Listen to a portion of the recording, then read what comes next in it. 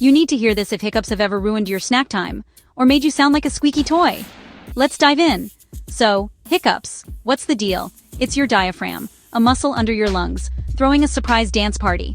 Eat too quick, gulp down fizzy drinks, or laugh like a maniac and boom, hiccup attack. Some scientists reckon hiccups are leftovers from when we were little tadpoles. Everyone's got a wacky cure, but mostly hiccups leave when they're bored. Remember, your diaphragm's just being dramatic. Stay curious, stay silly. Science is funny.